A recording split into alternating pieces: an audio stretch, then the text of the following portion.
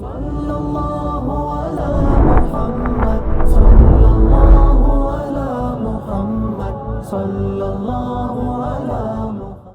بسم اللہ الرحمن الرحیم، نحمدہ ونصلی علی رسولہ الکریم، اما بعد۔ سیرت النبی صلی اللہ علیہ وسلم کا مبارک سلسلہ اللہ کے فضل و کرم سے جاری ہے۔ آج ہمارا سبق نمبر 78 ہے، لیکچر نمبر 78 ہے، اور مسجد نبوی کی تعمیر سے متعلق، اس سے حاصل ہونے والے اسباق سے متعلق ہم نے پچھلے اپنے کچھ لیکچرز میں تفصیل پڑھی۔ آج کا جو ہمارا موضوع ہے وہ ہے صفہ اور اصحاب صفہ کے صفہ کیا ہے، کیوں ہے، کیسے ہے، کہاں ہے، کیا اس کے مقاصد تھے، اور اصحاب صفہ کون تھے، کیا کرتے تھے صفہ میں رہ کر، ان کی کیا خدمات ہیں۔ انشاءاللہ کوشش کریں گے اس کو ہم ڈسکس کریں۔ ظاہر ہے کہ یہ سیرت کا براہ راست موضوع ہے، سیرت کی کتابوں میں، احادیث کی کتابوں میں ہمیں اس کی بہت تفصیلات ملتی ہیں، اور اس میں ہمارے لیے بہت اہم میسج اور بہت اہم پیغامات اور اہم اسباق بھی ہیں سیکھنے کو۔ اللہ تعالی ہمیں اس کو، سیرت کے اس مضمون کو اچھی طرح پڑھنے کی، سمجھنے کی اور عمل کرنے کی توفیق عطا فرمائیں۔ درود شریف آپ حضرات ضرور پڑھ لیں۔ اللہم صلی علی سیدنا و مولانا محمد وعلی آل سیدنا و مولانا محمد وبارک وسلم۔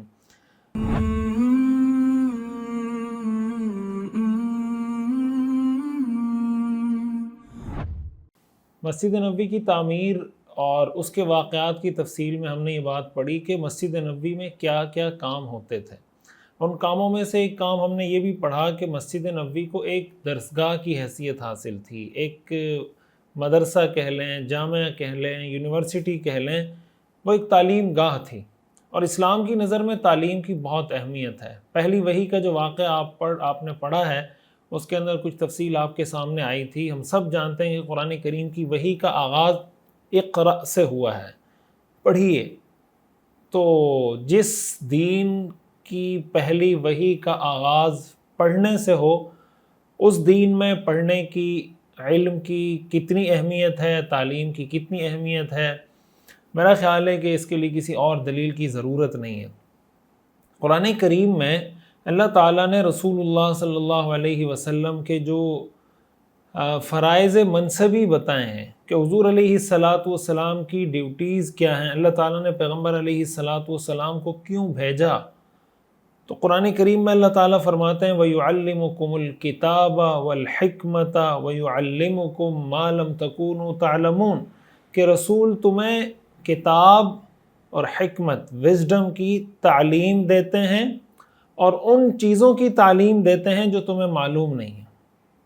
تو گویا رسول اللہ صلی اللہ علیہ وسلم کا جو سٹیٹس قرآن نے بتایا ہے، ایک سٹیٹس وہ ہے معلم، ٹیچر، سکھانے والا۔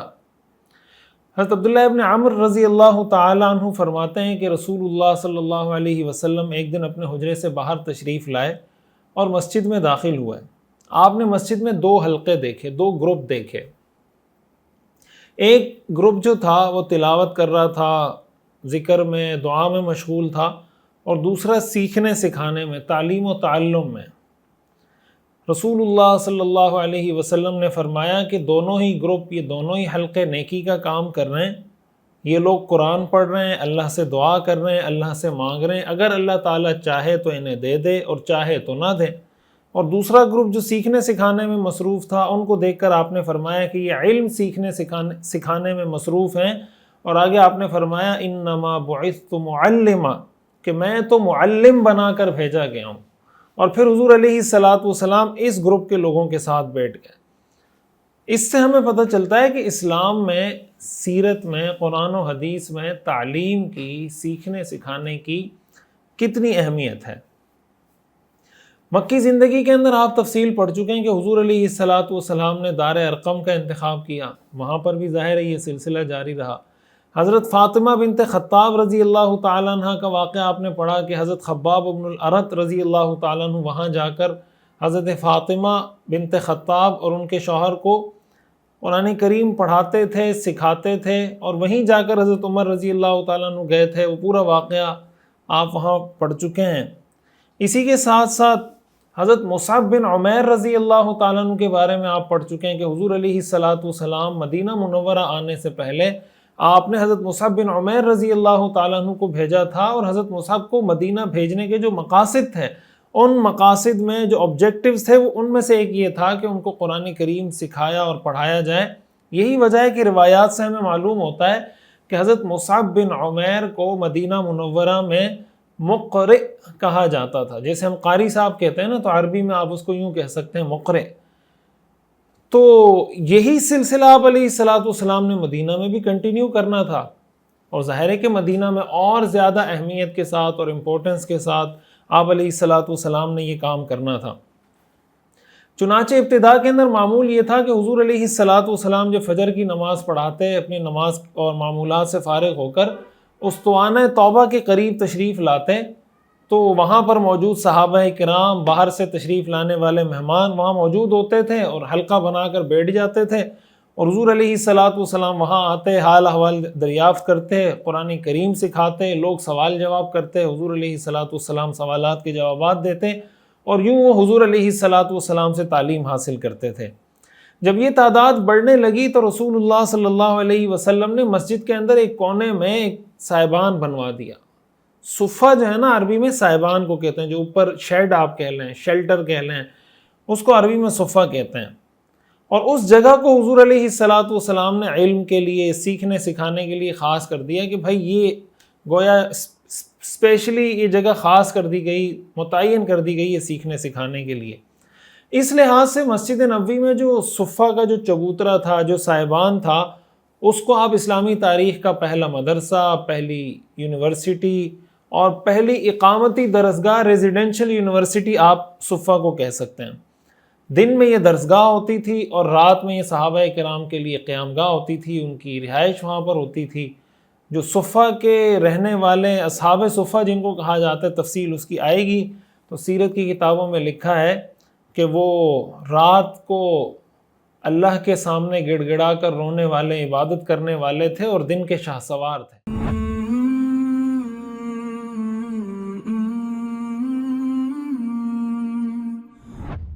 ظاہر ہے جب بھی ہم صفہ کی بات کرتے ہیں تو یہ سوال تو ذہن میں آتا ہے کہ یہ صفہ کہاں پر تھا، مسجد کے کس حصے میں تھا، کس سمت میں تھا، کہاں پر تھا؟ تو اس کو سمجھنا چاہیے سیرت کی کتابوں میں، احادیث کی کتابوں میں ظاہر ہے اس کی تفصیل موجود ہے۔ دیکھیں اس وقت جو مسجد نبوی کا قبلہ ہے نا، وہ جنوب کی طرف ہے، یعنی مکہ مکرمہ مدینہ منورہ کی جنوب میں ہے، تو جنوب کی طرف قبلہ ہے۔ تو جنوب کے اپوزٹ، یعنی اگر قبلہ اس طرف ہے، آپ یہ سمجھیں اگر اس سامنے کی طرف قبلہ ہے، تو اپوزٹ جو شمال کی سائیڈ ہے، جو صفہ کا سائبان بنایا گیا تھا، جو شیڈ بنایا گیا تھا، تو وہ قبلے کی بالکل اپوزٹ سمت کے اندر بنایا گیا تھا۔ اس لحاظ سے یہ بات بہت واضح طور پہ سمجھ میں آتی ہے کہ جو صفہ کا سائبان اور جو شیڈ تھا، شیلٹر تھا، یہ مسجد نبوی کا حصہ تھا۔ مسجد نبوی کی آپ یہ کہہ لیں جو آخری صفیں تھیں، وہ صفہ کہلاتا تھا، اور اس پہ ایک سائبان سا بنا دیا گیا تھا، دیواریں وغیرہ اس کی الگ سے نہیں تھی، بس ایک شیڈ سا بنایا ہوا تھا۔ تو یہ مسجد نبوی کے اندر صفہ کا محل وقوع تھا۔ بعض سیرت نگاروں نے یہ بات لکھی ہے کہ صفہ کا جو محل وقوع، صفہ کا جو سائبان تھا، یا صفہ کا جو پہلے جو پڑھائی ہوتی تھی، ظاہر ہے پہلے قبلہ شمال کی طرف تھا تو صفہ اس سائڈ تھا، پھر جب قبلہ جنوب کی طرف ہو گیا تو صفہ شمال کی سائڈ میں آ گیا۔ ایک غلط فہمی لوگوں کے ذہن میں صفہ کے حوالے سے یہ پائی جاتی ہے کہ ہم جب ریاض الجنہ جاتے ہیں اور ریاض الجنہ کے لیے باب جبریل سے انٹر ہوتے ہیں، باب جبریل سے انٹر ہونے کے بعد ہمارے لیفٹ سائڈ پہ جو ایک چوکور سا چبوترا بنا ہوا ہے اور گرل اس پہ سنہری گولڈن کلر کی گرل لگی ہوئی ہے، عام طور سے لوگ اس کو صفہ سمجھ رہے ہوتے ہیں، بتا بھی رہے ہوتے ہیں کہ یہ صفہ ہے۔ پہلے لوگ نماز بھی پڑھتے تھے، اب تو اس کو کارڈن آف کر کے بند کیا ہوا ہے، تو لوگ نماز بھی پڑھتے تھے کہ بھائی یہ صفہ ہے اور اصحاب صفہ یہاں پہ رہتے تھے۔ تو یہ جو ایک چوکور سا چبوترا بنا ہوا ہے ریاض الجنہ کے لیے جاتے ہوئے لیفٹ سائڈ پہ، جو ہمیں حجرات کی سیدھ میں نظر آتا ہے، یہ صفہ کا چبوترا یہ وہ جگہ نہیں ہے۔ وجہ اس کی کہ اگر آپ دیکھیں یہ حجرات کی سیدھ میں آتا ہے، اور یہ جو جگہ ہے حضور علیہ السلام کے دور میں یہاں مکانات تھے، لوگوں کے گھر بنے ہوئے تھے۔ یہ جگہ تو ولید بن عبد الملک کے دور میں، جب حضرت عمر بن عبدالعزیز رحمۃ اللہ علیہ مدینہ منورہ کے گورنر تھے، ان کے دور میں اس کو مسجد نبوی کا حصہ بنایا گیا ہے، حضور علیہ الصلاۃ والسلام کے دور کی جو مسجد نبوی تھی اس وقت میں یہ حصہ مسجد نبوی کا حصہ ہی نہیں تھا، اور یہ جو چوکور سا ہمیں چبوترا بنا ہوا نظر آتا ہے یہ اصل میں دکۃ الاغوات کہلاتا ہے۔ دکۃ الاغوات کا مطلب یہ کہ وہ لوگ جنہوں نے رسول اللہ صلی اللہ علیہ وسلم کے روضہ مبارک کی خدمت کے لیے، صفائی کے لیے اپنے آپ کو وقف کر رکھا ہوتا تھا، ان کے لیے یہ جگہ بنائی گئی تھی کہ وہ یہاں آ کر بیٹھے رہتے تھے۔ تو دکۃ الاغوات ہے، یہ صفہ نہیں ہے۔ تو یہ جو غلط فہمی لوگوں میں مشہور غلط فہمی ہے لوگوں کو، اس کو بھی سمجھنا چاہیے۔ ایریا کے بارے میں ہمارے ہاں مشہور ہے کہ یہ اصحاب صفہ کا چبوترا ہے، تو یہ بات تاریخی اعتبار سے ٹھیک نہیں ہے، اس لیے کہ یہ حصہ ولید بن عبد الملک کے زمانے میں شامل کیا گیا تھا اغوات کے بیٹھنے کے لیے، اس سے پہلے یہ مسجد کا حصہ نہیں تھا۔ اتنی بات آپ آسانی کے لیے ذہن میں رکھیں کہ جو قبلے کی سمت ہے، جس طرف محراب ہے، ممبر ہے، اس کے بالکل اپوزٹ جو آخری حصہ ہے مسجد کا، یہاں پر کہیں صفہ کا چبوترا تھا، اور علماء نے لکھا ہے کہ اس جگہ پر آ کر علم کے لیے، علم نافع کے لیے، اپنے علم کے لیے، اپنے بچوں کی تعلیم کے لیے دعا بھی مانگنی چاہیے۔ ظاہر رسول اللہ صلی اللہ علیہ وسلم نے صحابہ کرام کو یہاں تعلیم دی ہے، تو اللہ تعالیٰ اس کی برکات بھی نصیب کریں گے۔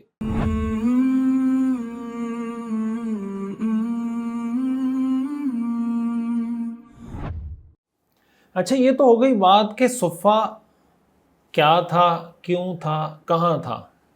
اب ہم آتے ہیں کہ اصحاب صفہ کون تھے، کون لوگ تھے جو یہاں تعلیم حاصل کرتے تھے، اور پھر ہم اس پر بھی آئیں گے کہ یہاں پڑھانے والے کون تھے، اس پر بھی بات کریں گے کہ یہاں کا سلیبس کیا تھا، نصاب کیا تھا، پڑھایا کیا جاتا تھا۔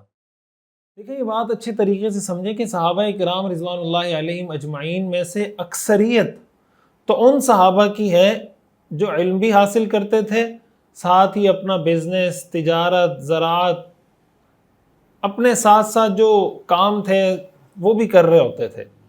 حضرت عمر رضی اللہ تعالیٰ عنہ کے بارے میں آتا ہے کہ ان کی بھی اسی طرح کی معاشی مصروفیت تھی، تو وہ خود کہتے ہیں کہ میں اور میرا ایک انصاری پڑوسی تھا، ہم دونوں مدینہ کے اطراف کے اندر بنو امیہ بن زید میں رہتے تھے، جو اوالی مدینہ کا ایک گاؤں تھا۔ ہم نے یہ طے کر رکھا تھا کہ باری باری رسول اللہ صلی اللہ علیہ وسلم کی خدمت میں حاضر ہوتے تھے۔ ایک دن وہ خدمت میں حاضر ہو جاتے، اور جو حضور علیہ الصلاۃ والسلام پر وحی نازل ہو جاتی، یا حضور علیہ الصلاۃ والسلام کا کوئی ارشاد سن لیتے، یا کوئی بھی تعلیم جو حضور نے دی ہوتی تو وہ مجھے آ کر سکھا دیتے۔ اگلے دن میں آ جاتا تھا اور وہ اپنے کام پہ چلے جاتے تھے، اپنا بزنس وغیرہ جو بھی ان کی مصروفیت تھی، اور میں ان کو بتا دیتا تھا کہ آج کے دن حضور علیہ الصلاۃ والسلام نے یہ تعلیم دی ہے۔ تو صحابہ کرام رضوان اللہ علیہم اجمعین میں سے جو اکثریت تھی وہ تو اس طرح کی تھی کہ یا تو وہ شام کے وقت میں کوئی آ جاتے تھے، یا فجر کے وقت میں حضور علیہ الصلاۃ والسلام سے فجر کے بعد کے وقت میں مل لیتے تھے، یا یہ تھا کہ ایک دن آتے تھے ایک دن نہیں آتے تھے۔ تو عام معمول تو صحابہ کرام کا یہ تھا۔ لیکن اتنی بات طے ہے کہ جو صحابہ مصروف تھے اپنے کاروبار میں، تجارت میں، دیگر کاموں میں، سیکھنے سکھانے کا انہوں نے بھی پورا ایک میکینزم سیٹ کیا ہوا تھا کہ ہم نے صبح جانا ہے، شام میں جانا ہے، ایک دن چھوڑ کے ایک دن جانا ہے، پورا ایک نظام بہرحال موجود تھا۔ لیکن صحابہ کرام رضوان اللہ علیہم اجمعین کے اندر کچھ حضرات، کچھ شخصیات ایسی تھیں جنہوں نے دن رات اپنے آپ کو اور اپنی پوری زندگی کو آپ کہہ سکتے ہیں علم حاصل کرنے کے لیے وقف کر رکھا تھا۔ نہ ان کو تجارت سے غرض، نہ زراعت سے غرض، بس اپنے آپ کو علم کے لیے وقف کیا ہوا تھا۔ بنیادی طور پر اصحاب صفہ کی جماعت یہ وہ جماعت ہے کہ انہوں نے علم کے لیے اپنے آپ کو وقف کیا۔ آپ جب سیرت کا مطالعہ کریں گے تو آپ کو پتہ چلے گا، آگے چل کر کچھ اس کی تفصیل بھی آئے گی، کہ ہر طرح کے مشکل حالات ان پر آئے، لیکن کبھی ان کے قدم ڈگمگائے نہیں۔ مشکل ترین حالات کا مقابلہ کیا، لیکن قرآن و حدیث کے عظیم علم کو اپنے سینے میں محفوظ بھی کیا۔ حضور علیہ الصلاۃ والسلام کی طرف سے ملنے والی اس امانت کو بحفاظت امت تک بھی پہنچایا۔ اب آپ مجھے بتائیں کہ حضور علیہ الصلاۃ والسلام کی احادیث، حضور کی سیرت، قرآن کریم ہم تک بحفاظت پہنچانا یہ کتنا بڑا کارنامہ ہے، امت پر ان کا کتنا بڑا احسان ہے۔ ظاہر ہے کہ اس کے اندر صحابہ کرام رضوان اللہ علیہم اجمعین کی جماعت ایز اے ہول سب نے حصہ لیا ہے، لیکن خصوصی طور پر علم حاصل کرنے کے لیے جن لوگوں نے اپنے آپ کو وقف کر رکھا تھا یہ اصحاب صفہ تھے۔ اصحاب صفہ یہ وہ مبارک لوگ ہیں صفہ کی درسگاہ میں حاضر ہونے والے جو طلبہ تھے، صحابہ تھے، کہ جن کی تعلیم و تربیت کا انتظام براہ راست رسول اللہ صلی اللہ علیہ وسلم نے فرمایا. یہاں سے نکلنے والا ہر صحابی، یہاں کا پاس آؤٹ، یہاں کا جو گریجویٹ تہذیب، اخلاق، سیرت اور کردار کا آپ یہ کہہ سکتے ہیں کہ بہترین اور قابل تقلید نمونہ بن کے نکلا ہے. اصحاب صفہ کے حالات کے بارے میں محدثین نے، سیرت نگاروں نے مستقل کتابیں لکھی ہیں. ابو نعیم اصفہانی نے، ابو عبداللہ حاکم نے، ابن الاعرابی نے، کئی لوگوں نے مستقل اصحاب صفہ پر کتابیں لکھی ہیں.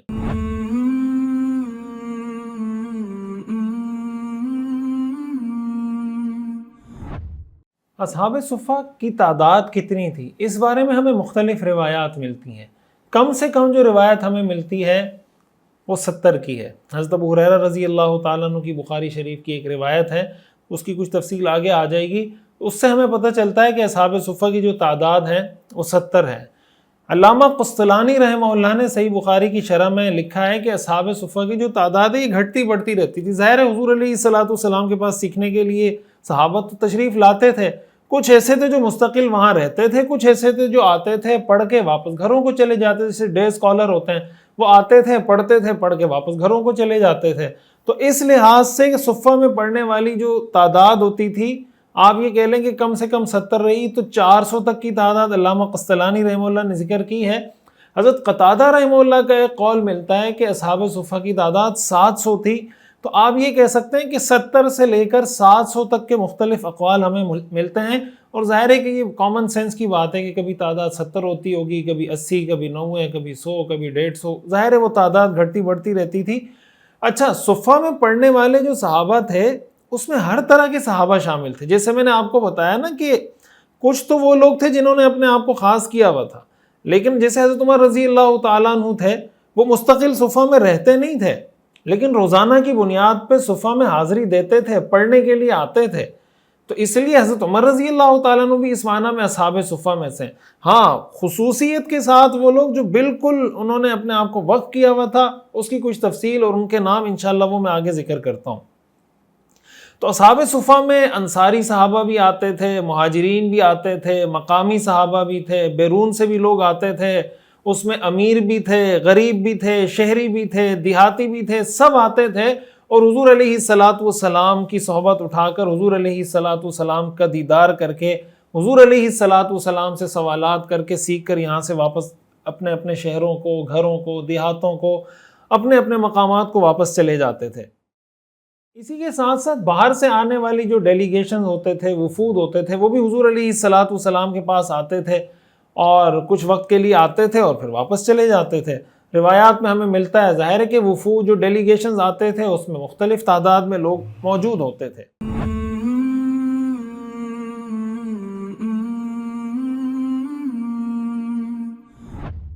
حضور علیہ السلام کو اصحاب صفہ سے بہت محبت تھی.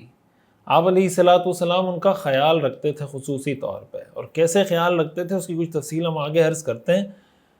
حدیث شریف میں آتا ہے، روایات میں آتا ہے کہ حضور علیہ السلام جب اصحاب صفہ کو دیکھتے تھے وہ پڑھنے پڑھانے میں، سیکھنے سکھانے میں مشغول ہیں، تو آپ فرماتے الحمدللہ الذی لم یمتنی حتی امرنی ان اصبر نفسی مع قوم من امتی معکم المحیا ومعکم الممات. تمام تعریفیں اس اللہ کے لیے جس نے اس وقت تک مجھے موت نہیں دی جب تک مجھے اس بات کا حکم نہیں دے دیا کہ میں ان لوگوں کے ساتھ اپنے آپ کو انہی کے ساتھ رکھوں، انہی کے ساتھ رہوں جو میری قوم کے ہی کچھ، میری امت کے ہی کچھ لوگ ہیں. یعنی میری امت کے کچھ لوگ ایسے ہیں جن کے بارے میں اللہ نے مجھے حکم دیا ہے کہ اے پیغمبر آپ ان کے پاس بیٹھا کریں. اور پھر اصحاب صفہ کو دیکھ کر آپ فرماتے تھے معکم المحیا ومعکم الممات، میرا جینا بھی تمہارے ساتھ، میرا مرنا بھی تمہارے ساتھ. آج کل نعرہ لگاتے ہیں نا جینا ہوگا مرنا ہوگا. رسول اللہ صلی اللہ علیہ وسلم نے اصحاب صفہ کو یہ فرمایا کہ میرا جینا بھی تمہارے ساتھ، میرا مرنا بھی تمہارے ساتھ. اس سے اندازہ لگائیں کہ حضور کی نظر میں سیکھنے سکھانے کی، تعلیم و تعلم کی کتنی زیادہ اہمیت تھی. اس کا پس منظر کیا ہے؟ قرآن کریم کی ایک آیت ہے وَاصْبِرْ نَفْسَكَ مَعَ الَّذِينَ يَدْعُونَ رَبَّهُمْ بِالْغَدَاةِ وَالْعَشِيِّ يُرِيدُونَ وَجْهَهُ وَلَا تَعْدُ عَيْنَاكَ عَنْهُمْ۔ اللہ تعالیٰ فرماتے ہیں پیغمبر اپنے آپ کو استقامت سے ان لوگوں کے ساتھ رکھو جو صبح و شام اپنے رب کو اس لیے پکارتے ہیں کہ وہ اس کی رضامندی کے طلبگار ہیں اور آنکھیں ان سے ہٹنے نہ پائیں۔ وَلَا تَعْدُ عَيْنَاكَ عَنْهُمْ، آپ کی آنکھیں ان سے ہٹنی نہیں چاہیے۔ اب یہ آیت کس کے بارے میں نازل ہوئی؟ اس میں مفسرین کے مختلف اقوال ہیں۔ ظاہر ہے کہ صحابہ کرام کی جماعت رسول اللہ صلی اللہ علیہ وسلم کی تیار کردہ جو جماعت ہے انہی کے بارے میں، کہ اے پیغمبر آپ انہی کے پاس رہیں، انہی کے ساتھ رکیں، انہی کے ساتھ بیٹھیں۔ تو روایات مختلف ملتی ہیں کہ یہ آیت کن کے بارے میں نازل ہوئی۔ ایک روایت جو تفسیر بغوی میں نقل کی گئی، حضرت قتادہ رحمہ اللہ کا قول نقل کیا ہے کہ یہ آیت اصحاب صفہ کے بارے میں نازل ہوئی، یعنی اللہ تعالیٰ حضور علیہ السلام کو حکم دے رہے ہیں کہ اے پیغمبر استقامت کے ساتھ اصحاب صفہ کے ساتھ ہی رہیں اور آپ کی آنکھیں، آپ کی نظریں ان سے ہٹنی نہیں چاہیے۔ آپ اندازہ لگا سکتے ہیں مقام کا، اصحاب صفہ کے مقام کا۔ حضرت ابو سعید خدری رضی اللہ تعالیٰ عنہ فرماتے ہیں کہ میں ضعفائے مہاجرین میں جو کمزور لوگ تھے ان کے ساتھ ایک دفعہ درس میں بیٹھا تھا۔ ان کی حالت یہ تھی، ان میں سے بعض کے پاس اتنا مختصر لباس تھا کہ عریانیت کے خوف سے ایک دوسرے کے ساتھ چپک کر مل کر بیٹھے ہوئے تھے کہ خدا نخواستہ اگر کہیں سے کپڑا وپڑا ہٹ جائے تو کسی کو نظر نہ آئے۔ اور ایک صاحب ہمیں قرآن کریم کی تعلیم دے رہے تھے۔ اسی دوران رسول اللہ صلی اللہ علیہ وسلم ہمارے درمیان آ کھڑے ہوئے۔ آپ اندازہ لگائیں، اصحاب صفہ سامنے بیٹھے ہوئے، اللہ کے رسول کھڑے ہوئے دیکھ رہے ہیں کہ میری تیار کردہ جماعت قرآن سیکھ رہی ہے۔ جب آپ علیہ السلام کو دیکھا تو جو قاری صاحب ہمیں پڑھا رہے تھے وہ خاموش ہو گئے۔ اس پر آپ نے پوچھا کہ تم لوگ کیا کر رہے ہو؟ ہم نے بتایا یا رسول اللہ ایک قاری قرآن پڑھ رہا ہے اور ہم سن رہے ہیں۔ رسول اللہ صلی اللہ علیہ وسلم نے فرمایا الحمدللہ الذی جعل فی امتی من امرت ان اصبر نفسی معہم، تمام تعریفیں اس اللہ کے لیے ہیں جس نے میری امت میں ایسے لوگ پیدا فرمائے جن کے بارے میں مجھے حکم دیا گیا کہ استقامت کے ساتھ میں انہی کے ساتھ رہوں۔ یہ ہے اصحاب صفہ کا مقام۔ اسی لیے رسول اللہ صلی اللہ علیہ وسلم ان سے محبت بھی کرتے تھے اور ان کے لیے ہر طرح کے انتظامات کی فکر میں بھی رہتے تھے، کھانے کا انتظام، رہائش کا انتظام، پینے کا انتظام، ہر چیز کا انتظام، پھر ان کی تعلیم کا نظام، پھر ان کی اخلاقی تربیت۔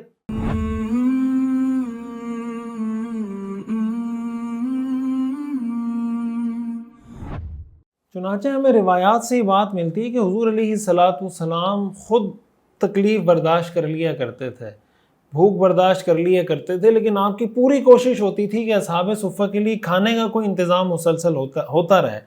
اور حضور علیہ السلام اس کے لیے صحابہ کرام سے بات بھی کرتے تھے، اور آپ نے مدینہ منورہ کے لوگوں پر کچھ کام تقسیم بھی کیے ہوئے تھے۔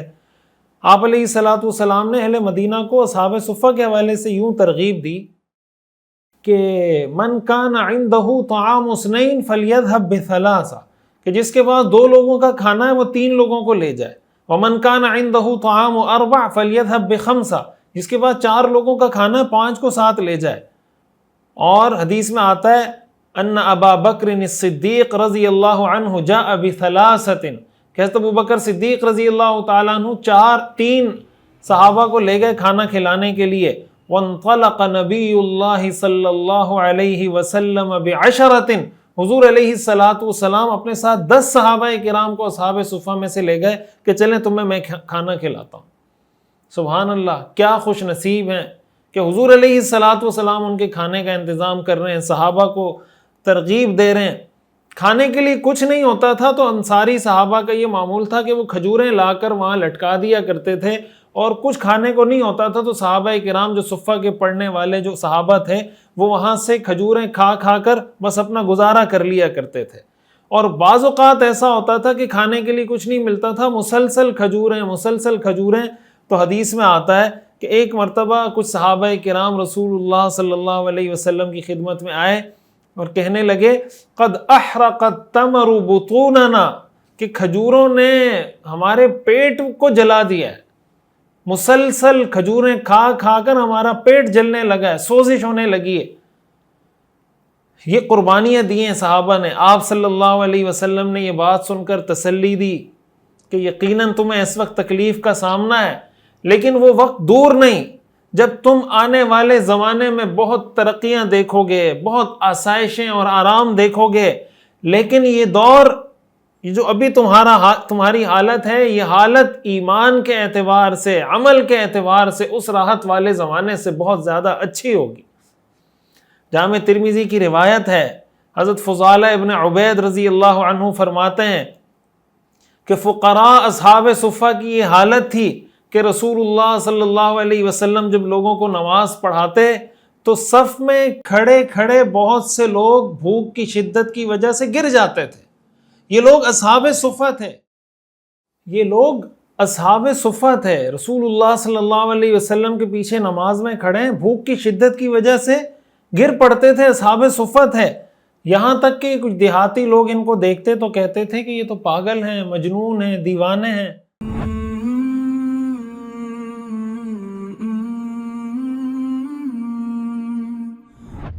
رسول اللہ صلی اللہ علیہ وسلم جب نماز سے فارغ ہوتے تو ان کی طرف متوجہ ہوتے اور فرماتے لو تعلمون ما لکم عند اللہ لأحببتم ان تزدادوا فاقتا وحاجتا۔ اگر تم لوگوں کو پتہ چل جائے کہ اللہ کے نزدیک تمہارا کیا مرتبہ اور مقام ہے تو تم چاہو گے کہ اس سے زیادہ فقر و فاقے میں رہیں۔ تمہیں اندازہ نہیں کہ اللہ کی نظر میں تمہارا کیا مقام ہے۔ یہ رسول اللہ صلی اللہ علیہ وسلم کیسے اپنے صحابہ کو لے کے چلتے تھے، کیسے تسلی دیتے تھے۔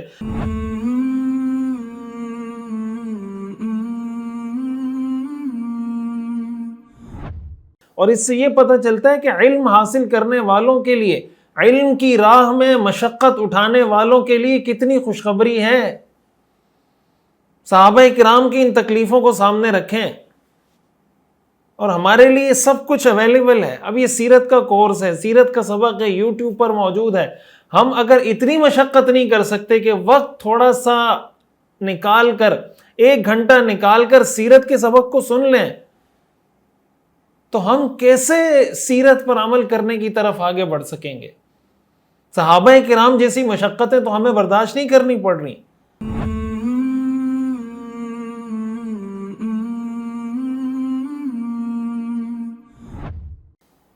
حضرت ابو ہریرہ رضی اللہ تعالی عنہ فرماتے ہیں واللہ الذی لا الہ الا ہو، قسم ہے اس ذات کی جس کے سوا کوئی معبود نہیں، ان کنت لاعتمد بکبدی علی الارض من الجوع، میں بعض اوقات بھوک کی شدت کی وجہ سے اپنا پیٹ زمین پر رکھ دیتا تھا، بھوک کی شدت کی وجہ سے، واشد الحجر علی بطنی من الجوع، اور بھوک کی شدت کی وجہ سے پیٹ پہ پتھر باندھ دیتا تھا۔ ابو ہریرہ کہتے ہیں ایک دن ایسا ہوا، میں راستے میں اس جگہ جا کر بیٹھ گیا جہاں سے لوگ نکلتے ہیں۔ میرے پاس سے حضرت ابو بکر رضی اللہ تعالیٰ عنہ گزرے، میں نے ان سے قرآن مجید کی ایک آیت کے بارے میں سوال کیا کہ مجھے یہ آیت سمجھا دیں۔ وہ کہتے ہیں میں نے آیت اس لیے پوچھی تھی کہ شاید میری حالت دیکھیں اور مجھے ساتھ لے جائیں کہ چلے میں تمہیں کھانا کھلا دیتا ہوں، لیکن وہ مجھے ساتھ لے کر نہیں گئے۔ اتنے میں حضرت عمر رضی اللہ تعالیٰ عنہ وہاں سے گزرے، میں نے ان سے بھی کتاب اللہ کی ایک آیت پوچھی کہ شاید یہ مجھے ساتھ لے جائیں گے، لیکن وہ بھی مجھے ساتھ لے کر نہیں گئے۔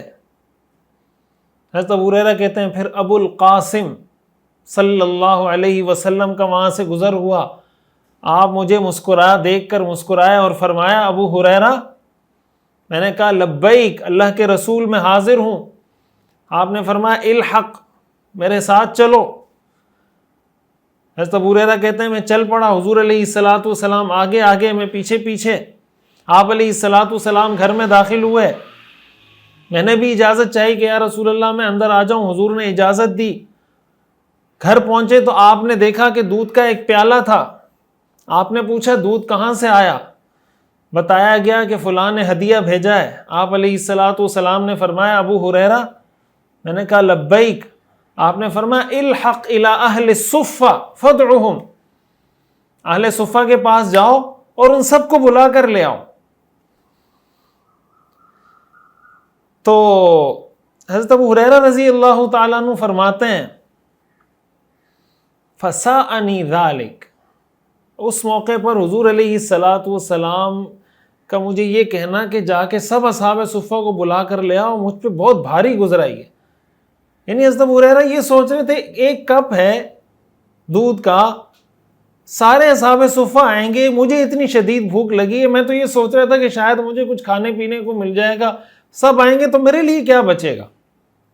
کہتے ہیں فَسَاءَنِي ذَلِكَ، صحابہ کرام کتنے بے تکلف تھے، کتنے صاف گو تھے۔ وَقُلْتُ، کہتے ہیں میں کہنے لگا، دل ہی دل میں، مَا هَذَا الْقَدْحُ بَيْنَ أَهْلِ الصُّفَّةِ وَأَنَا رَسُولُهُ إِلَيْهِمْ، کہ یار اس ایک کپ سے اہل صفہ کا کیا بنے گا، اور اللہ کے رسول مجھے بھیج رہے ہیں کہ تم جا کے اہل صفہ کو بلا کے لے آؤ۔ فَسَيَأْمُرُنِي أَنْ أُدِيرَهُ عَلَيْهِمْ، اب جب وہ آئیں گے تو حضور مجھے کہیں گے کہ ابو ہریرہ تم ایسا کرو، یہ کپ سب پر گھماؤ، سب کو کہو دودھ پیو۔ فَمَا عَسَىٰ أَن يُصِيبَنِي مِنْهُ، تو مجھے کیا ملے گا اس دودھ میں سے، وَقَدْ كُنْتُ أَرْجُو أَنْ أُصِيبَ مِنْهُ مَا يُغْنِينِي، میں تو اس امید سے آیا تھا کہ مجھے اتنا کچھ کھانے پینے کو مل جائے گا کہ میرا کچھ گزارا ہو جائے گا، لیکن کہتے ہیں اللہ کے رسول کی اطاعت کے علاوہ کوئی چارہ میرے پاس نہیں تھا۔ میں گیا، سب اصحاب صفہ کو کہا کہ آ جاؤ۔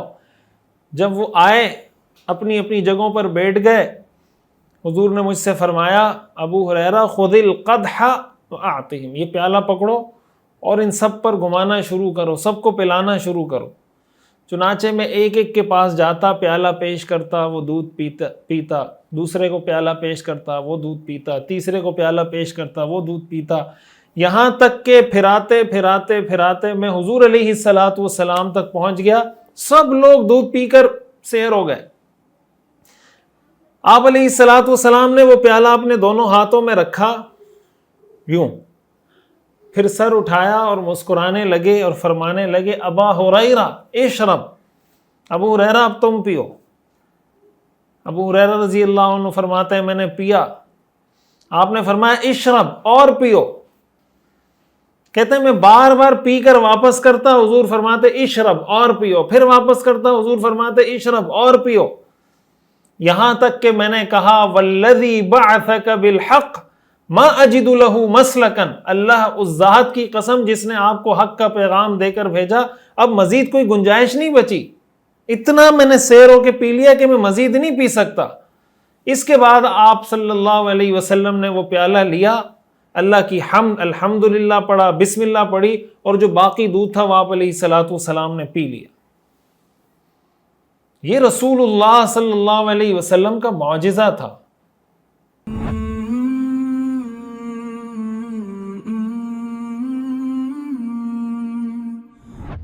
کہ اس روایت، اس حدیث، اس واقعے سے ہمیں پتہ چلتا ہے کہ اللہ کے رسول صلی اللہ علیہ وسلم کو اصحاب صفہ سے کتنی محبت تھی، کتنا آپ ان کا خیال رکھتے تھے، اور کتنے آپ مزاج شناس تھے۔ حضرت ابو ہریرہ فرماتے ہیں کہ حضرت ابوبکر صدیق گزر گئے، ان کو میری بات سمجھ میں نہیں آ سکی، وہ بات جو میں اشاروں کنایوں میں یا سمجھانا چاہ رہا تھا کہ شاید ان کو پتہ چل جائے کہ مجھے بھوک لگی ہے۔ استغنا کا عالم بھی دیکھیں حضرت ابو ہریرہ کا، کہ مانگ نہیں رہے کسی سے، کہہ نہیں رہے کہ میں بھوکا ہوں مجھے کھانا کھلا دیں۔ آیت پوچھی کہ ہو سکتا ہے یہ میری حالت دیکھیں گے تو لے جائیں گے، حضرت عمر سے پوچھا، لیکن اللہ کے رسول صلی اللہ علیہ وسلم اپنے صحابہ، اپنے طلبہ، اپنے سے پڑھنے والوں کے مزاج کو پہچانتے تھے کہ اب ان کا کیا مزاج ہے۔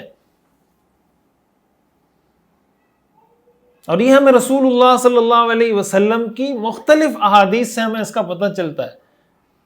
یہ حضور علیہ الصلاۃ والسلام رحمت للعالمین تھے، تو ہر مرحلے پر، زندگی کے ہر مرحلے پر آپ کو نظر آئے گا کہ آپ علیہ الصلاۃ والسلام ان کے احساسات تک سے واقف تھے، ان کی فیلنگز کو سمجھتے تھے۔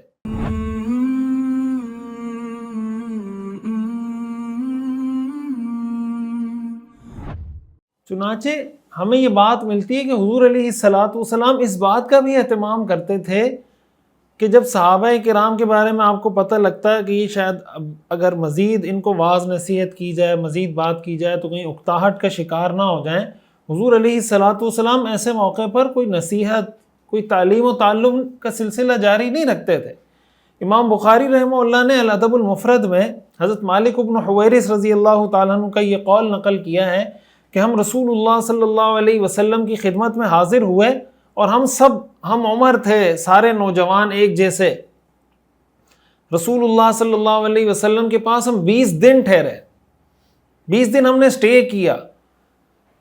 آپ علیہ السلام نے 20 دن بعد محسوس کیا کہ شاید ہم واپس جانا چاہ رہے ہیں گھروں کی طرف، گھر والوں سے ملنا چاہ رہے ہیں، تو آپ نے ہم سے خود پوچھا کہ بھائی تم گھر میں کس کو چھوڑ کر آئے ہو؟ پیچھے تمہارے والدین ہیں، بیوی بچے ہیں، کیا ہے، کیا صورت حال ہے تمہاری؟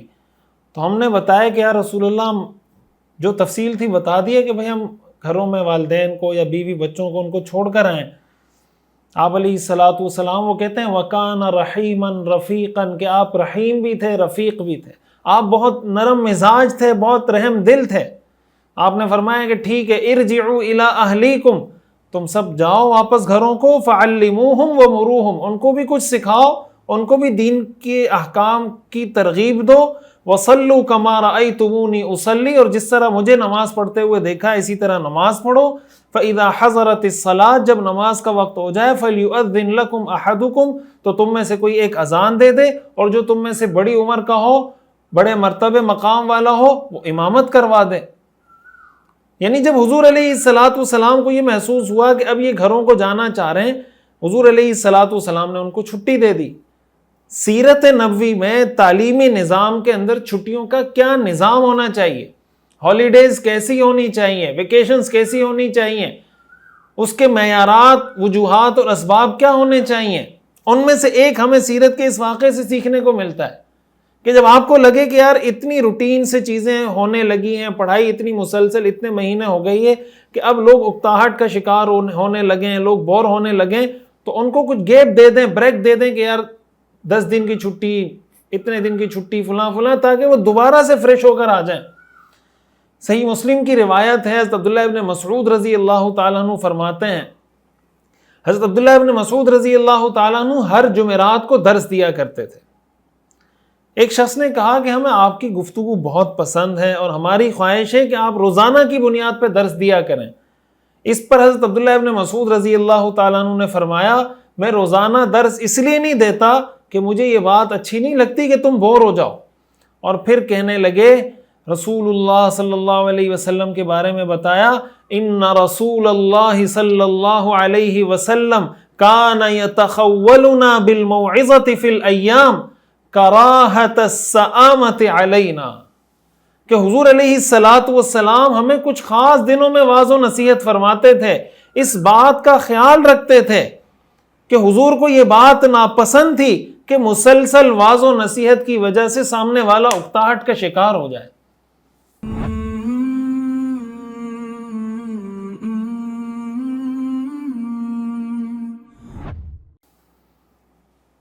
یہ رسول اللہ صلی اللہ علیہ وسلم کا تعلیم کا ایک سسٹم ہے، تعلیمی اصول ہیں، طالب علم کے احساسات، اس کی نفسیات، اس کی فیلنگز کو سمجھنا، اس کے مطابق چیزوں کو لے کر چلنا۔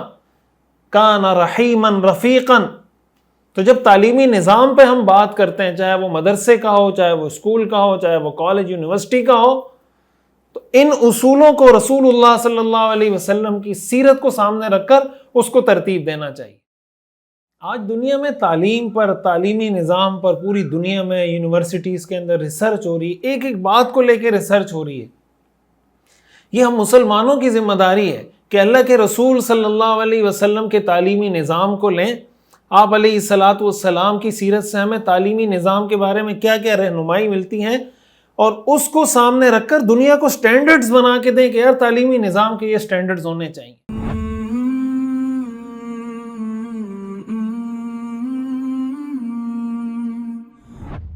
اصحاب صفہ کا یہ جو مقام تھا، ایک تو میں نے بتایا کہ حضور علیہ السلام ان کا کتنا خیال رکھتے تھے۔ قرآن کریم میں اللہ تعالیٰ نے حضور علیہ السلام کو حکم دیا کہ آپ ان کے ساتھ ٹھہریں، ان کے ساتھ رہیں، وقت گزاریں۔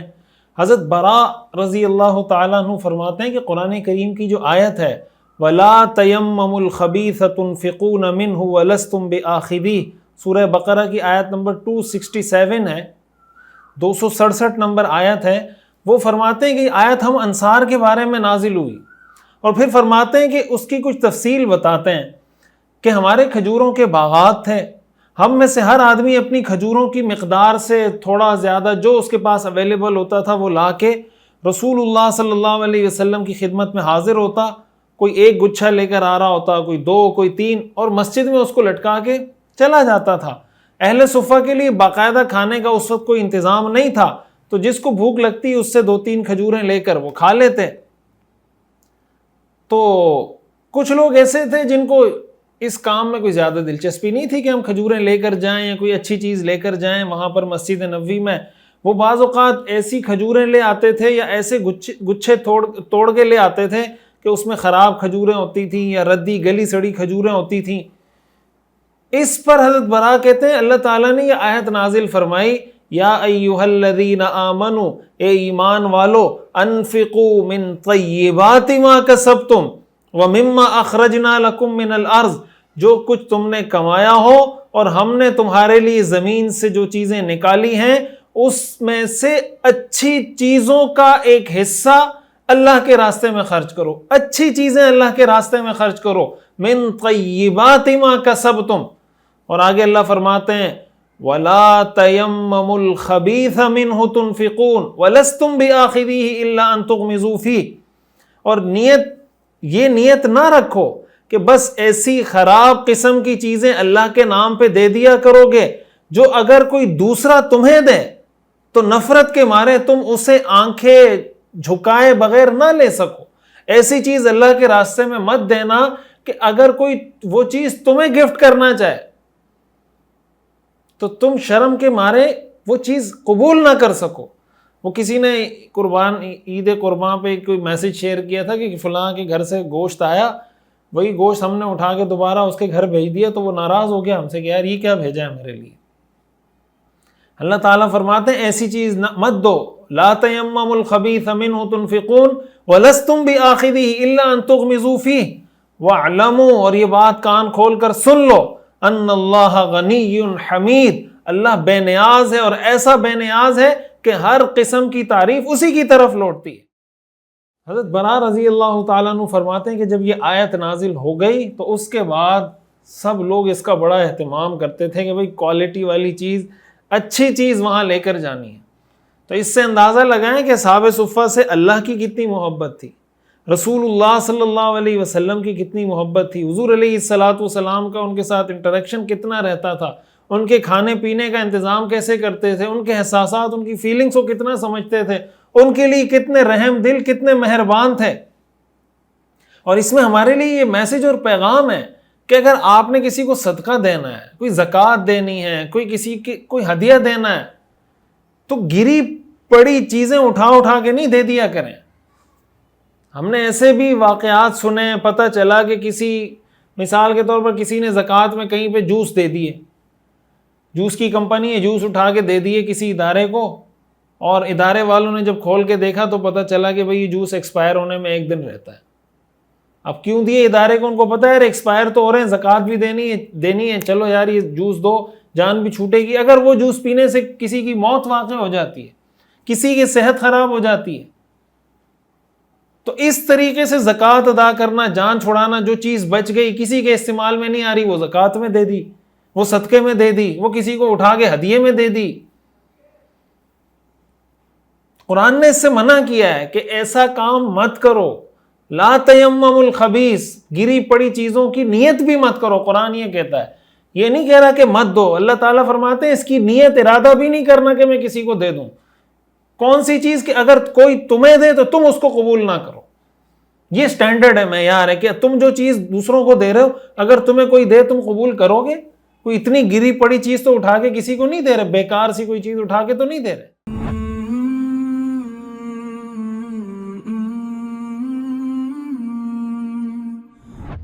حضور علیہ السلام صحابہ کرام کے لیے جہاں تعلیم کا انتظام فرماتے تھے، اس کے ساتھ ساتھ ان کی تربیت، اخلاقی تربیت بھی حضور علیہ السلام کے پیش نظر رہتی تھی۔ مجلس کے آداب، کھانے کے آداب، شرم حیا کی تعلیم، اخلاقیات، یہ چیزیں بھی حضور علیہ السلام چھوٹی چھوٹی چیزیں جو سمجھی جاتی ہیں وہ بھی آپ علیہ الصلوۃ والسلام صحابہ کرام کو سکھا رہے ہوتے تھے. روایات میں آتا ہے کہ ایک مرتبہ ایک صحابی ہیں وہ بیٹھے ہوئے تھے, ان کی ران سے کپڑا ہٹا ہوا تھا. آپ علیہ الصلوۃ والسلام نے ان کو فرمایا کہ یہ ران ستر میں شامل ہے, اس کو چھپاؤ. مسند احمد کی حدیث ہے.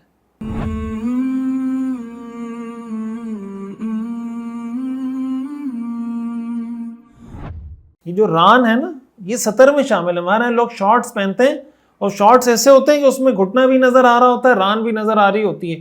اور صبح صبح وہ بچوں کو اسکول چھوڑنے جا رہے ہیں تو وہاں پہ خواتین بھی ہیں, خواتین بھی دیکھ رہی ہیں, مرد بھی دیکھ رہے ہیں, اور جو شارٹس پہننے والے ہیں ان کو اس میں کوئی شرم حیا بھی نہیں محسوس ہو رہی کہ یار میں نے خواتین کے سامنے, دوسرے لوگوں کے سامنے اپنا ستر ظاہر کیا ہوا ہے. رسول اللہ صلی اللہ علیہ وسلم صحابہ کرام کو, اصحاب صفہ کو اس کی باقاعدہ تعلیم و ترغیب دیتے تھے.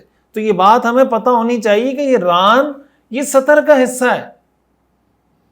تو اس لیے ایسے شارٹس پہننا, آپ کوئی کھیل رہے ہیں, فٹ بال کھیل رہے ہیں, کوئی بھی کھیل کھیل رہے ہیں, اس کے لیے آپ نے اگر لباس پہننا ہے, کوئی بھی چیز پہننی ہے, گھٹنے چھپے ہوئے ہوں اس میں, اس کے نیچے آپ کے ٹخنے کھلے ہوئے ہیں, پنڈلیاں کھلی ہوئی ہیں, اس سے مسئلہ نہیں ہے, کم از کم گھٹنے اس میں چھپے ہوئے ہونے چاہیے. رسول اللہ صلی اللہ علیہ وسلم کی تعلیم ہے.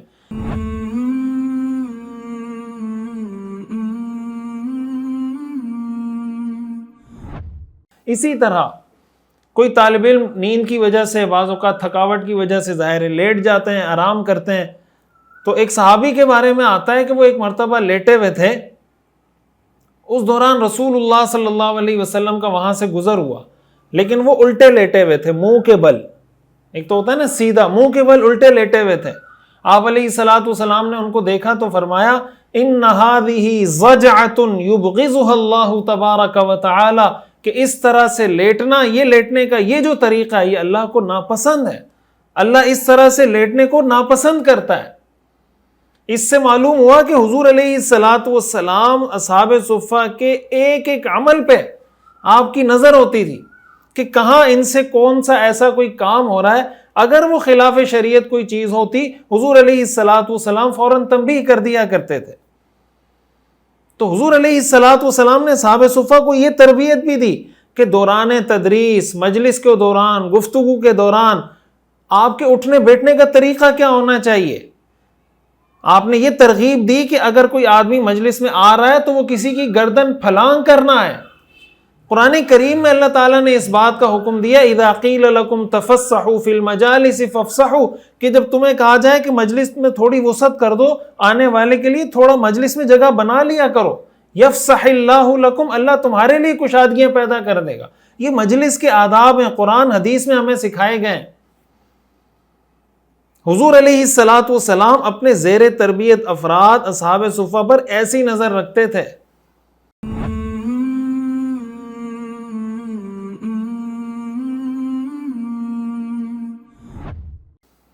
ہمارے یہاں اساتذہ کا یہ مزاج ہوتا ہے, بلکہ بعض تعلیمی اداروں میں تو یہ لازم ہوتا ہے کہ آپ نے تربیت کی کوئی بات نہیں کرنی, آپ نے اخلاق کی کوئی بات نہیں کرنی. ہمارے ہاں ایسے اسکولز بھی ہیں کہ جہاں اگر کوئی خاتون ٹیچر پڑھانے جا رہی ہے, اس خاتون ٹیچر کو اس بات کی اجازت نہیں ہوتی کہ وہ سر پہ دوپٹہ لے کر کلاس میں جائے. اگر سر پہ دوپٹہ لے کر کلاس میں جانے پر وہ اصرار کرے, اس کو کہا جاتا ہے کہ آپ ہمارے اسکول سے تشریف لے جائیں. اور حیرت کی بات یہ ہے کہ ہم اپنے بچے ان اسکولوں میں بھیج رہے ہیں, ان اداروں میں بھیج رہے ہیں, اور پھر جب ان کی تربیت خراب ہوتی ہے, ان کے معاملات خراب ہوتے ہیں, پھر ہم سر پکڑ کے بیٹھے ہوتے ہیں کہ ہم نے جب بچے کو بھیجا تھا اتنا شریف تھا, وہاں سے جب پڑھ کر آیا تو اب یہ اس کی حالت ہوئی بھی ہے. کیا یہ والدین کی, بڑوں کی ذمہ داری نہیں ہے؟ ہم نے تعلیم کو یہ سب کچھ سمجھ لیا ہے, تربیت کو بالکل پس پش ڈال دیا ہے. ہمارے تعلیمی اداروں میں اس وقت جو اخلاقیات کا بحران ہے, جو ہمارے یہاں ایک ڈرگ ایڈکشن, اور نہ جانے ظاہر ہے وہ ساری چیزیں یہاں پر ویڈیو میں, سبق میں, بیان میں تفصیل بتائی نہیں جا سکتی. آپ کو پتا ہے کہ ادارے کا ایسا ماحول ہے کہ بچے وہاں پہ جا کے کوئی منشیات میں مبتلا ہو رہا ہے, کوئی girl friend boy friend culture میں مبتلا ہو رہا ہے, کوئی کسی چکر میں, کوئی کسی چکر میں. اگر مجبوری ہے بچے کو بھیجنا تو اس کے لیے نگرانی کا کوئی ایسا میکینزم, کیا ہم اس پہ محنت کرتے ہیں, یا بس ہم نے فیس دے دی, ایڈمیشن کروا دیا, سیمسٹر فیس دے دی, فلانی فیس دے دی, اور بس ہماری ذمہ داری پوری ہو گئی؟ کیا اللہ ہم سے یہ نہیں پوچھے گا کہ بچے کی تربیت تم نے کیسے کی تھی, کتنے ایسے ہمارے گھرانے ہیں جن کی بچیاں دوسرے شہروں میں جا کر یونیورسٹیز کے ہاسٹل میں رہ رہی ہیں. اب کوئی ہری پور کی بچی ہے وہ جا کے اسلام آباد میں رہ رہی ہے, کسی دوسرے گاؤں کی بچی ہے وہ آ کے کراچی کی کسی یونیورسٹی میں ہاسٹل میں رہ رہی ہے اکیلے. ایک عورت بغیر محرم کے حج کا سفر نہیں کر سکتی, عمرے کا سفر نہیں کر سکتی, اس پہ حج فرض نہیں ہوتا. وہ کیسے ہم یہ کر لیتے ہیں؟ ایسی بچیاں بھی ہیں, ایسی خواتین بھی ہیں جو پاکستان سے کوئی انگلینڈ گئی ہوئی ہے, کوئی لندن, کوئی کینیڈا گئی ہوئی ہے, کوئی امریکہ گئی ہوئی ہے پڑھنے کے لیے, اکیلے تنہا, کوئی مرد ان کے ساتھ نہیں ہے. رسول اللہ صلی اللہ علیہ وسلم ایک ایک چیز پہ نظر رکھتے تھے, صحابہ کرام کے ایک ایک عمل پہ نظر رکھتے تھے. یہ اساتذہ کی ذمہ داری ہے, والدین کی ذمہ داری ہے, تعلیمی اداروں کے سربراہان, محتممین, principal, chancellor, dean, head of departments, ان کی ذمہ داری ہے کہ بچوں کی اخلاقی تربیت پر توجہ دیں. اور یہ رسول اللہ صلی اللہ علیہ وسلم کی سیرت, آپ کو اندازہ ہو رہا ہوگا کہ حضور علیہ الصلوۃ والسلام کی سیرت کتنی کمپریہنسو ہے, جامع ہے. آپ نے دیکھا کہ تعلیمی نظام کیا ہو, چھٹیوں کا نظام کیا ہو, اخلاقی تربیت کیسے ہو, ان کی فیلنگ, ان کے جذبات کو کیسے سمجھیں, ایک ایک چیز ہمیں سیرت سے مل رہی ہے یا نہیں مل رہی. اس میں اور بہت اہم اسباق ہیں سیکھنے کی چیزیں. کچھ اہم چیزیں اور ہیں کہ صفحہ میں پڑھانے والے کون اساتذہ تھے, صفحہ کا نصاب کیا تھا, کیا پڑھایا جاتا تھا, طریقہ تدریس کیا تھا, ٹیچنگ میتھڈالوجیز کیا تھیں, کلاس روم مینجمنٹ اس میں کیسے ہوتی تھی. اور پھر یہ جو سب اصحاب صفحہ کے واقعات ہم نے پڑھے, اس سے ہمیں سیکھنے کو کیا ملتا ہے. یہ بہت اہم سوالات ہیں, لیکن وقت چونکہ ہمارا مکمل ہو گیا, انشاءاللہ اس پر ہم اگلے سبق میں تفصیل سے بات کریں گے. ہمارا اگلا سبق بھی اصحاب صفحہ سے متعلق ہوگا, اور اگلے سبق میں یہ اصحاب صفحہ والا چیپٹر انشاءاللہ مکمل ہو جائے گا. اللہ تعالی ہمیں سمجھنے کی, عمل کرنے کی توفیق عطا فرمائے. آخر میں بس یہ گزارش کروں گا کہ اصحاب صفحہ کے اس کردار کو سامنے رکھیں. انہوں نے جو قربانیاں دے کر اپنے آپ کو خاص وقف کر دیا تھا, ہم کم از کم یہ نیت, یہ ارادہ کر لیں ان کی سیرت اور ہسٹری پڑھنے کے بعد کہ کم از کم آج کے بعد میں سیرت کا سبق پابندی سے سنوں گا. اللہ تعالی ہمیں سمجھنے کی اور عمل کرنے کی توفیق عطا فرمائے. آج کے سبق سے متعلق سوالات آپ کے سامنے رکھتا ہوں, جوابات آپ کمنٹ میں ضرور بتائیے گا. قرآن کریم کے مطابق رسول اللہ صلی اللہ علیہ وسلم کے اہم فرائض میں سے ایک کیا ہے؟ تجارت, تعلیم کتاب و حکمت, زراعت. مسجد نبوی میں تعلیم کے لیے مخصوص جگہ کو کیا کہا جاتا تھا؟ دار ارقم, صفہ, بیت المال. صفہ میں رہنے والے صحابہ کو کیا کہا جاتا ہے؟ مہاجرین, انصار, اصحاب صفہ. صفہ اسلامی تاریخ کی پہلی کیا چیز تھی؟ عدالت, اقامتی درسگاہ, ریزیڈنشل اسکول, یونیورسٹی یا بازار. مدینہ منورہ میں ہجرت سے پہلے تعلیم کے لیے کس صحابی کو بھیجا گیا تھا؟ حضرت بلال, حضرت مصعب بن عمیر یا حضرت خالد بن ولید رضی اللہ عنہم اجمعین. صفہ مسجد نبوی کے کس حصے میں تھا؟ قبلے کی سمت, قبلے کی مخالف سمت یا مشرقی دیوار کے باہر؟ موجودہ چبوترا جسے لوگ صفہ سمجھتے ہیں دراصل کیا ہے؟ صفہ کا چبوترا, دکۃ الاغوات یا دار ارقم؟ حضرت عمر رضی اللہ تعالیٰ عنہ دین سیکھنے کے لیے کیا طریقہ اختیار کرتے تھے؟ ہر روز بازار بند کر دیتے تھے, ایک انصاری کے ساتھ باری باری رسول اللہ صلی اللہ علیہ وسلم کی خدمت میں حاضر ہوتے, صرف جمعے کے دن آتے. اصحاب صفہ نے اپنی زندگی کس مقصد کے لیے وقف کر رکھی تھی؟ تجارت, زراعت, علم اور دین کی خدمت. رسول اللہ صلی اللہ علیہ وسلم نے اصحاب صفہ کے بارے میں کیا فرمایا؟ تم دنیا کے امیر ہو، معکم المحیا و معکم الممات، یا تم سب قاضی بنو گے۔ وآخر دعوانا ان الحمد للہ رب العالمین۔